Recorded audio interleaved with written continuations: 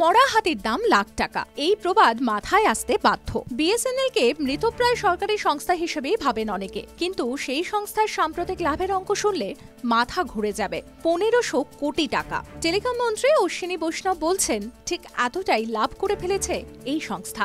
এখনো পুরোদমে চালু করা যায়নি 4G, আসেনি 5Gও। আশাহত হচ্ছেন গ্রাহকরা, তাতেই চিন্তা বেড়েছে বিএসএনএল এমপ্লয়িজ ইউনিয়নের। বিপুল সংখ্যক গ্রাহক সংস্থা ছাড়াই কিছুদিন আগেই উদ্বেগ প্রকাশ করে ইউনিয়নের তরফে চিঠি দেওয়া হয়েছিল কেন্দ্রীয় টেলিকম মন্ত্রী অশ্বিনী বৈষ্ণবকে। সেই অশ্বিনী বৈষ্ণবের দাবি, পরিস্থিতি বদলেছে, ঘুরে দাঁড়াচ্ছে বিএসএনএল। ইটি নাও গ্লোবাল বিজনেস সামিট 2024-এর মঞ্চে দেশের টেলিকম সেক্টর নিয়ে বলতে গিয়ে কেন্দ্রীয় মন্ত্রী বলেন, 1 দশক আগেও খুবই খারাপ অবস্থায় ছিল বিএসএনএল। বন্ধ হওয়ার মুখে থেকেও ঘুরে দাঁড়িয়েছে এই সংস্থা।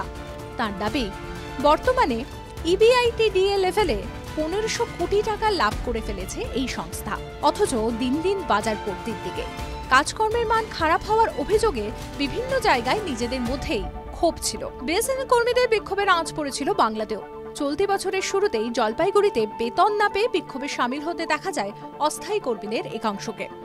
অবিলম্বে বেতনের দাবিতে বিএসএনএল-এর জলপাইগুড়ি আঞ্চলিক দফতরের সামনে বিক্ষোভ দেখাতে দেখা গিয়েছে সিটু অনুমোদিত বিএসএনএল-এর ক্যাজুয়াল মজদুর ইউনিয়নের কর্মীদের। গত বছরের শেষ দিকে শোনা গিয়েছিল চলতি বছরের জুনের মধ্যে গোটা দেশে পুরোদমে 4G পরিষেবা চালু করতে চাইছে বিএসএনএল। এর জন্য 3000 সাইট তৈরির কাজও প্রায় শেষ। অন্যদিকে 4G চালুর পরপরই শীঘ্রই চালু হয়ে যাবে 5G পরিষেবা। TV9 Bangla digital.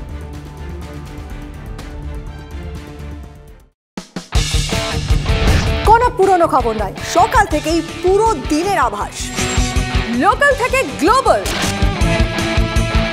ঘটনাস্থল থেকেই রিপোর্টারের মুখে শুনে নিন আসল ঘটনা। দিন শুরু করুন TV9 বাংলার সঙ্গে। সকালে প্রথম ব্রেকিং at 7, সকাল 7টায়, সকাল 8টায় দেখুন 8 reporter 8 exclusive. News express at 9 দেখুন সকাল 9টায়। 10 খবর 10 রিপোর্টার অন দ্য স্পট সকাল 10টায়। লোকাল টু গ্লোবাল at 11 দেখুন সকাল 11টায়। দেখুন morning super prime time TV9 বাংলায়। TV9 বাংলা না দেখলেই নয়।